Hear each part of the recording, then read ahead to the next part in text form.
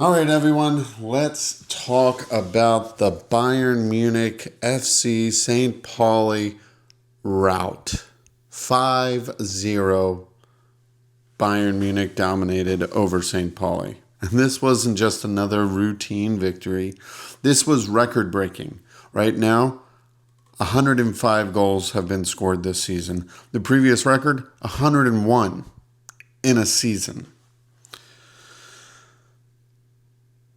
That's just mind-boggling. Yeah, it makes you mumble and fumble your words. But anyways, I'm Dakota Clayball. Your favorite-ish, maybe, favorite Tampa Bayern Munich fan. And let's talk about the opening phases of this match. Bayern were in complete control. They dictated possession. They controlled tempo, and they never really allowed St. Pauli to settle into this game. The game wasn't just about going 12 points clear. Let's put this out of the way, because Dortmund did lose to Leverkusen earlier. Good job. But hopefully breaking another Bayern Munich record that has stood actually for 53 years. 53 years. Which, like I said previously, was a 101 goal tally. And that breakthrough moment, Jamal Musiala, magical Musiala, got his head on it in the 9th minute and scored. Like that, it was tied. 101 goals in a season with 6 games to go, including the game they were playing.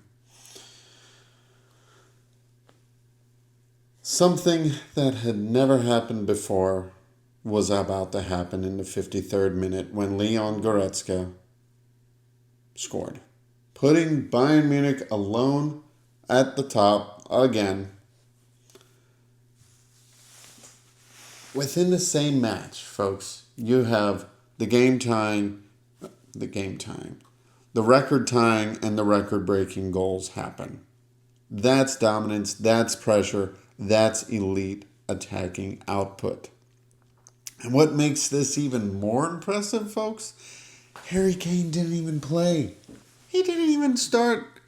He didn't come off from the bench. Bayern still put 5 goals. Man. Now, yes, context matters here, folks. St. Pauli, they're fighting relegation. They also have the worst attack in the league. But here's the key. Bayern Munich did exactly what elite teams are supposed to do in these situations. They don't play down to their opponent. They don't get sloppy, though the second goal, the record-breaking goal, didn't come until the 53rd minute after the first goal was scored in the 9th.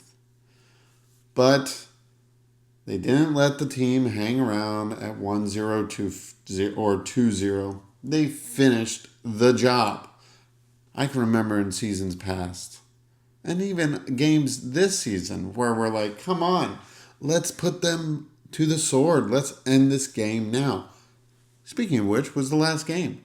We had 2-0. We didn't put the game away against Real Madrid, but we did it today. And this tells you everything, because we scored 5. We had an expected goal figure of 3.84. That tells you everything you need to know. They were creating high-quality chances, and then they were clinical on top of that. They outperformed the XG, which they've done this whole season. And that isn't luck. It's sharp finishing, good decision-making, and confidence in the final third. Though, again, it was a little bit lackadaisical in the middle part of the game. But let's talk about the squad situation, because this match wasn't just about the scoreline. There were some absences. No Serge Gnabry, no Lennart Karl, which this would have been his game to start and probably get a goal or two. both of them were out with injury. We had some returning starters, Neuer, Leimer, Kimmich, and Olise. They were the only ones that started and played against Real Madrid. But then you had Kim, Ito, Jackson back from his suspension, and Musiala finally getting a start, which could see him potentially start against Real Madrid. And then you had Bischoff starting again at left back, which he did the last game. And yet, with all the changes, Bayern didn't miss a beat. If anything, it highlighted the depth and flexibility of this squad. Now, it also opened the door for something important. Another debut. 19-year-old, and I'm sorry if I butcher his name, Bara Sapoko Ndiaye. Ndiaye, maybe? He made his senior debut in the 84th minute, coming on for Musiala. Now, this player did come from a Senegalese team in the winter transfer window, I believe, from a Senegalese team. He is Senegalese. He's had injury issues, but he finally got his opportunity to come onto the pitch. And for a young player, especially one coming back from injury, that moment matters. Getting minutes in a match like this, even in a comfortable win, is a big step in his development. It's something to build on, and it shows that Bayern are still willing to integrate youth when the opportunity presents itself, compared to what's happened in prior seasons. But speaking of which, there's an interesting detail surrounding Vincent Kompany. He turned 40 years old. Neuer is older than Kompany. Crazy. But he turns 40 the day before, and then his team goes on to deliver him a 5-0 win, and breaking Bundesliga scoring records, and the most complete performance of the season, one would think. That's about as good as a birthday present, I would say, you could get. It also speaks to what Kompany is building here. He's brought on 38 different players this season. That's awesome. That is really awesome. He's built structure, control, efficiency. It wasn't chaotic attacking. It was controlled dominance. Bayern knew when to press, when to slow it down, when to attack space, and when to finish.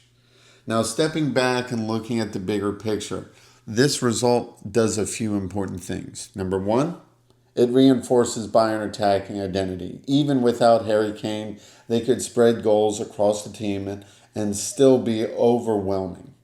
Number two, it shows that against weaker opposition, they're not slipping like in previous years. They're staying focused and getting the job done properly.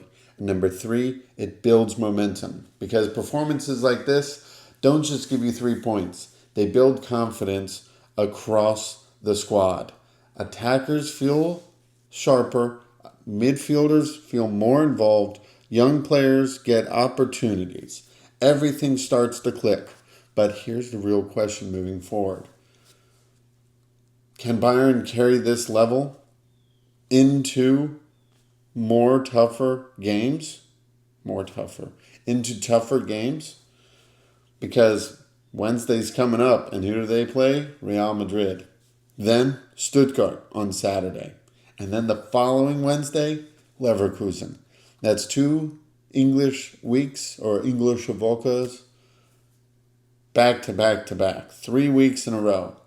And if they can replicate 80 to 90% of this performance, I'm hoping 100%, then I think they can dispatch all 3 of those opponents and make it to the next round and further solidify. Because if they beat Real Madrid, they're on to the semifinals of the Champions League, something they haven't been to in quite some time. If they beat Stuttgart, that means they're all but champions. And if they beat Leverkusen, back to the semifinals. One place they haven't been, I think, since 2020 when they won their sextuple season. And when Bayern hit that level, man, that'll be great. Ultimately, if you've enjoyed this more lengthy looking at 10 and a half minutes. Man, if you've enjoyed this breakdown, make sure to like, comment, subscribe. Reach out to family, like I always say, because you never know when it could be their last. Hug them, kiss them, tell them you love them. Anyways, you know my motto. Your needs are the point. Tschüss.